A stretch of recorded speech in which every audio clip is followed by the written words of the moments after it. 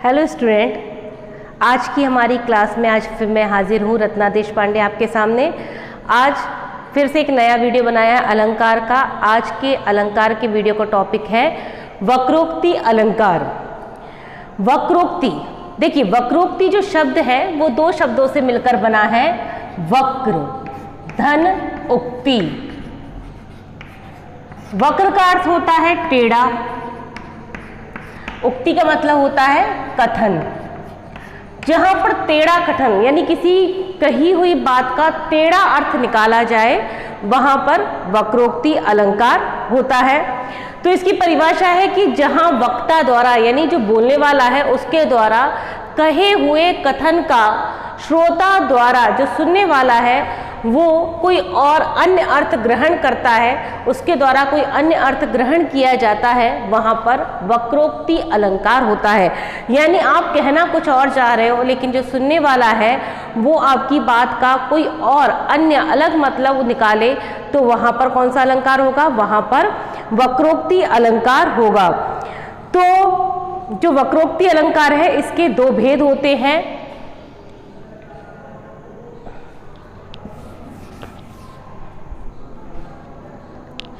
इसके दो भेद होते हैं। पहला है श्लेष वक्रोक्ति, श्लेष वक्रोक्ति, और दूसरा है काकू वक्रोक्ति। ये दो वक्रोक्ति अलंकार के भेद होते हैं। एक होता है श्लेष वक्रोक्ति और दूसरा होता है काकू वक्रोक्ति।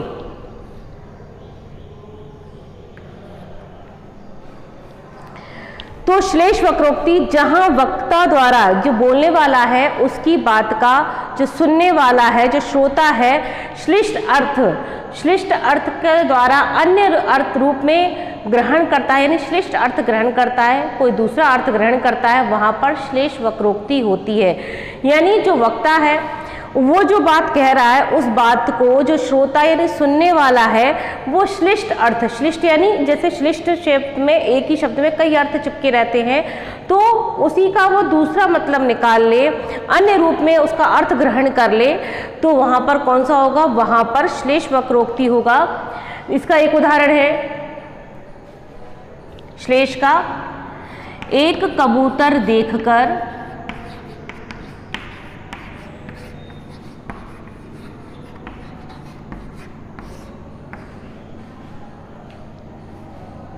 हाथ में पूछा अपर कहाँ है। एक कबूतर देखकर हाथ में पूछा अपर कहाँ है।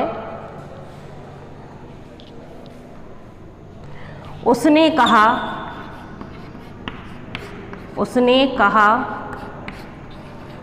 अपर कैसा,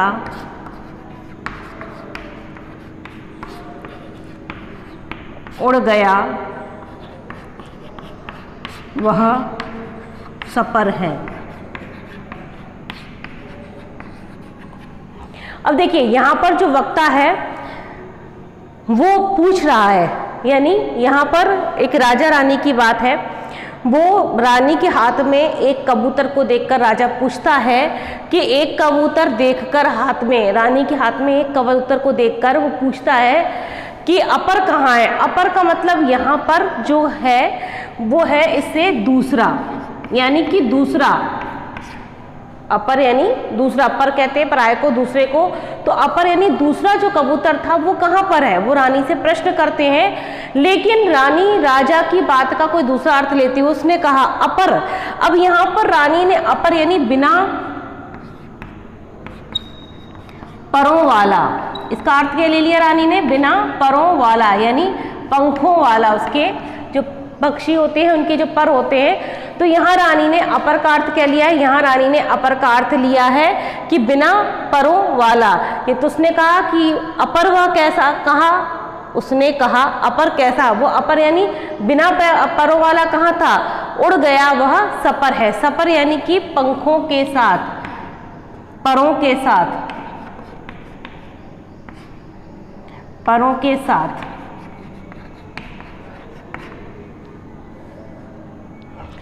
तो यहाँ पर राजा का प्रश्न था कि वो रानी के हाथ में एक कबूतर को देखकर दूसरे कबूतर के बारे में प्रश्न करते हैं कि रानी वो दूसरा कबूतर कहाँ है। अपर का अर्थ यहाँ पर किससे लिया, दूसरे से लिया कि वो दूसरा कबूतर कहाँ है, लेकिन रानी ने अपर का अर्थ यहाँ पर क्या ले लिया, बिना परों वाला। तो वो कहती है वो अपर कहाँ था वो कबूतर, वो क्या था, वो तो सपर था, यानी वो अपने परों और पंखों के साथ क्या कर गया, उड़कर चला गया। तो जहाँ वक्ता द्वारा कही हुई बात को श्रोता द्वारा श्लिष्ट यानी कि उसमें ही उस श्लिष्ट में चिपके हुए अर्थ के कारण अन्य अर्थ ग्रहण कर लेता है, तो वहाँ पर कौन सा अलंकार होता है, श्लेष वक्रोक्ति अलंकार होता है। वक्ता पूछता कुछ और है और श्रोता समझता कुछ और है। इसमें श्लेष वक्रोक्ति में क्या होता है कि पूछने वाला पूछता कुछ और है प्रश्न, लेकिन जो बोलने वाला है, उत्तर देने वाला है, वो उसका अर्थ कुछ और लेकर कुछ और ही उसका उत्तर देता है। दूसरा होता है काकु वक्रोक्ति। तो काकु वक्रोक्ति क्या होता है, कंठ की ध्वनि के आधार पर, जो हमारी कंठ से ध्वनि निकलती है, उस ध्वनि के आधार पर जो श्रोता होता है, सुनने वाला, वो क्या कर लेता है, कोई दूसरा अर्थ उसका ग्रहण कर लेता है। यानी कंठ से निकलती हुई ध्वनि के आधार पर जो सुनने वाला है वो बात का कोई अलग अर्थ निकाल लेता है, तो वहाँ पर क्या होता है, वहाँ पर काकु वक्रोक्ति होती है। जैसे इसका उदाहरण है काकु वक्रोक्ति का,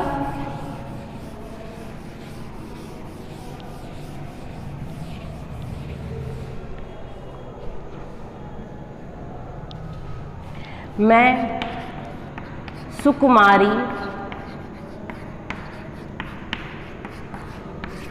नाथ वन जोगू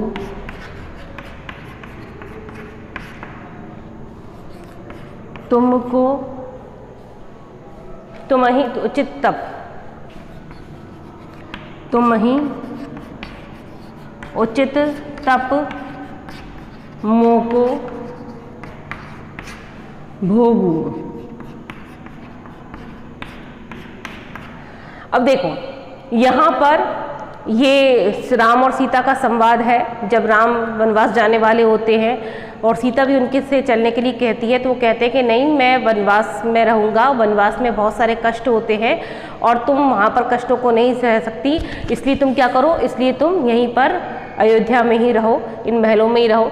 तो कहती है मैं सुकुमारी, कि मैं क्या हूँ, सुकुमारी हूँ, नाथ वन जो हूँ, आप नाथ, आप क्या है, वन के ही उचित हैं, तो उचित तुम ही उचित तप मोको भोगू, आपके लिए तप उचित है और मेरे लिए भोग उचित है।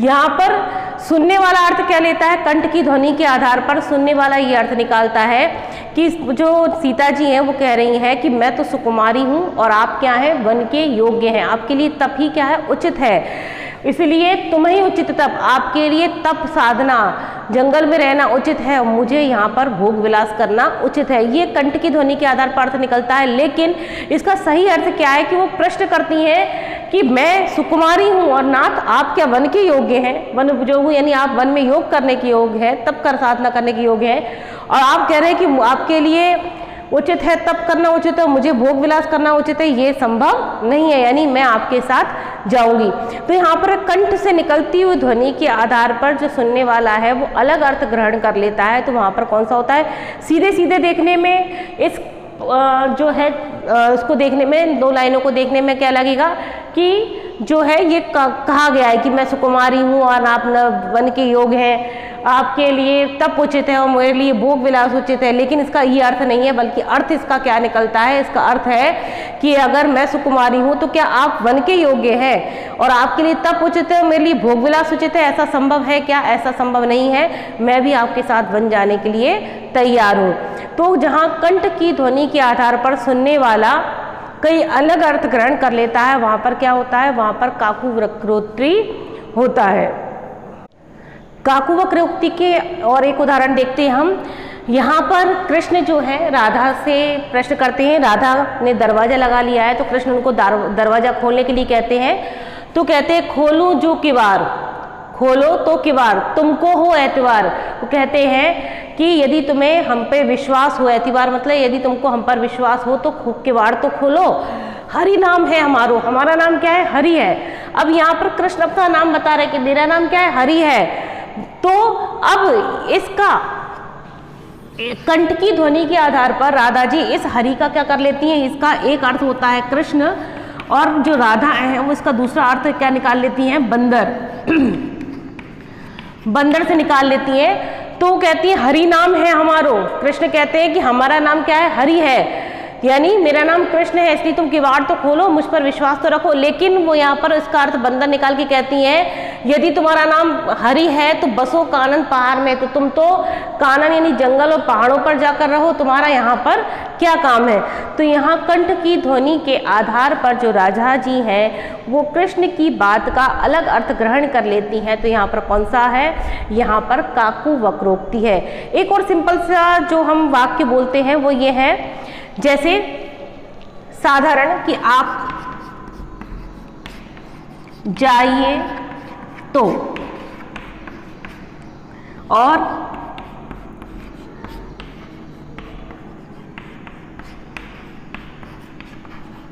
अब ऐसा बोला आप जाइए तो, सुनने वाला कहने वाले ने कहा आप जाइए तो, यानी वो कह रहा है आप जाकर तो देखो, प्रश्न कर रहा है तुम जाकर तो देखो फिर मैं तुम्हें बताता हूं।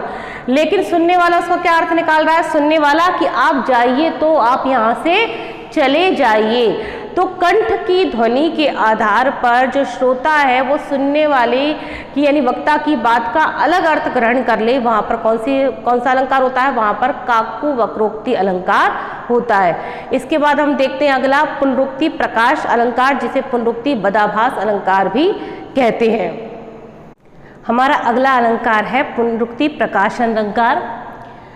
तो पुनरुक्ति प्रकाश अलंकार जहाँ किसी अभिष्ट भाव को, जहाँ पर किसी भाव को रुचिर बनाने के लिए, रुचिकर बनाने के लिए एक ही शब्द की बार बार आवृत्ति की जाए, बार बार उसको पुकारा जाए, उस शब्द को इस्तेमाल किया जाए काव्य पंक्ति में, वहाँ पर पुनरुक्ति प्रकाश अलंकार होता है। जब हम किसी बात पर जोर देने के लिए, अपनी बात को स्पष्ट तरीके से समझाने के लिए, अपने भावों को अच्छी तरीके से व्यक्त करने के लिए कोई हम शब्द बार बार इस्तेमाल करते हैं ना, तुम ही ने तो ऐसा किया है, तो इस तरह से समय क्या होता है, वहाँ पर पुनरुक्ति प्रकाश अलंकार होता है।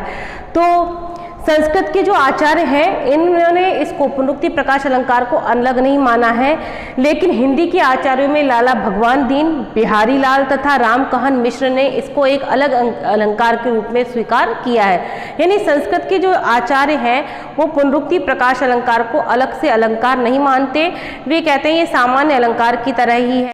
लेकिन जो हिंदी के आचार्य हैं उन हिंदी के आचार्यों ने इसको एक अलग अलंकार के रूप में स्वीकार किया है। तो इसका उदाहरण है कि हेरत हेरत हे सखी हेराए, बूंद समानी समुद्र में सोकत हेरी जाए। अब देखिए यहाँ पर पुनरुक्ति प्रकाश कहाँ पर है, यहाँ पर पुनरुक्ति इन शब्दों में है। ये जो हेरत शब्द है ये वापस से क्या हुआ है, क्रम से इसकी आवृत्ति हुई है, इसकी मतलब हेरत हेरत, हेरा यानी खो गया है, उसका जो मन है नायिका का वो खो गया है, तो उस पर जोर देने के लिए वो किस शब्द का इस्तेमाल कर रही है, वो हेरत हेरत इस शब्द का इस्तेमाल कर रही है कि हेरत हेरत निकाल ढूंढते ढूंढते, हे सखी हेरा यानी जो मेरा मन है वो क्या हो गया है, खो गया है। बूंद समानी समुद्र में, जो बूंद है पानी की जो बूंद है जो समुद्र में मिल गई है, सोकत हेरी जाए, तो वो किस प्रकार से हेरी जाए यानी ढूंढी जा सकती है कि ये तो बारिश की बूंद थी या ये इस जगह की बूंद थी। इसी प्रकार जो मेरा मन है वो क्या हो गया है, नायक के साथ उलझकर चला गया है, खो गया है, उसके हृदय में समा गया है, तो अब कैसे वो ढूंढा जाए। तो जहाँ पर किसी शब्द की आवृत्ति बार बार हो, उसको दोबारा से उसको लिखा जाए, उसको आप इस्तेमाल किया जाए, तो वहाँ पर कौन सा अलंकार होता है, वहाँ पर पुनरुक्ति प्रकाश अलंकार होता है।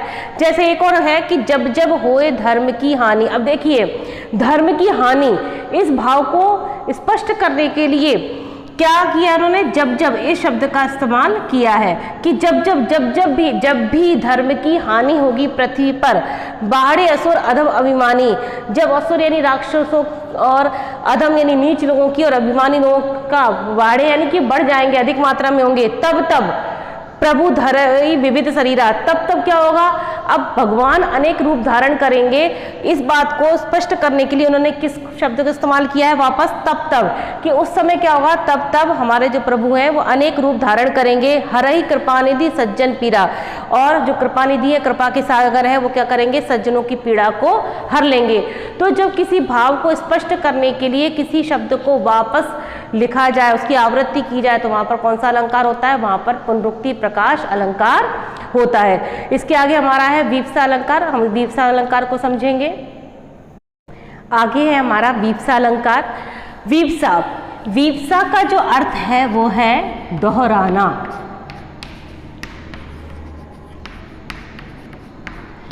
किसी बात को दोहराना। अब आप कहेंगे ये तो पुनरुक्ति प्रकाश अलंकार में भी था कि दोहराना, तो देखिए बिल्कुल वैसी तरह है कि पुनरुक्ति प्रकाश में भी जब किसी शब्द की वापस आवृत्ति हो, एक चीज मैंने वहां पर बताना भूल गई थी कि जब कोई शब्द वापस से उसकी आवृत्ति की जाए लेकिन अर्थ में परिवर्तन ना हो, वहां पुनरुक्ति प्रकाश अलंकार होता है। उसी प्रकार से जो वीप्सा अलंकार है, यहाँ पर भी जो शब्द हैं उनकी आवृत्ति होती है, लेकिन यहाँ एक थोड़ा सा अंतर है, वो ये है कि जहाँ पर आदर, ये हमें ध्यान रखना है कि आदर, घृणा, हर्ष, शोक, विस्मय, ये शब्द किसके कैसे होंगे, जो दोहराने वाले शब्द होंगे वो इनके सूचक होंगे।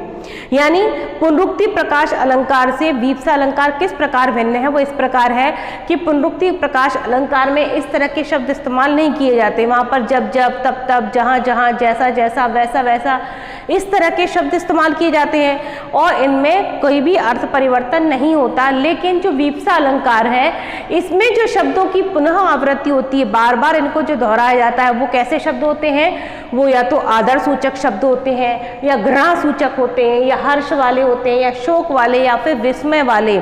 ये जो शब्द होते हैं, इस तरह के शब्दों की ही आवृत्ति होती है। तो जहाँ पर आदर, घृणा, हर्ष, शोक, विस्मय आदि भावों को प्रभावशाली रूप में व्यक्त करने के लिए शब्दों की पुनः पुनः आवृत्ति हो, उन्हें बार बार लिखा जाए, वहाँ पर वीप्सा अलंकार होगा। जैसे ये शब्द कैसे होंगे, मनोभावों को प्रकट करने के लिए इन शब्दों में, जैसे छी छी, राम राम, इस तरह के जो शब्द हैं वो इसमें लिखे जाते हैं। चुप चुप, देखो देखो। तो जैसे इसका उदाहरण देखें, यदि हम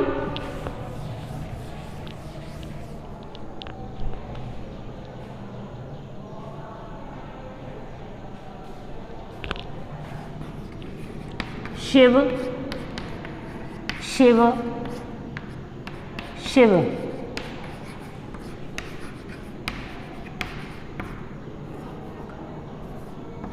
कहते हो ये क्या, फिर मत कहना।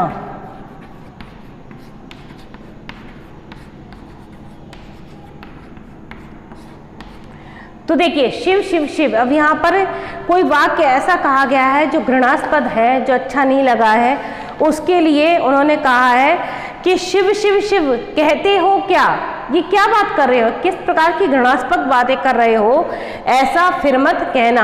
यानी ये जो तुमने वाक्य कहा है, ये वापस से फिर मत कहना। तो ये जो वाक्य है, ये शिव शिव शिव है, ये क्या कर रहा है, ये किसी घृणास्पद वाक्य जो बोला गया है उसके लिए बोला गया। हम कहते हैं राम राम राम, ये तुमने क्या कर दिया। बिल्कुल उसी तरह से यहाँ पर ये बोला गया है कि आपने जो कहा है, इस तरह का जो वाक्य है आप फिर से मत कहना।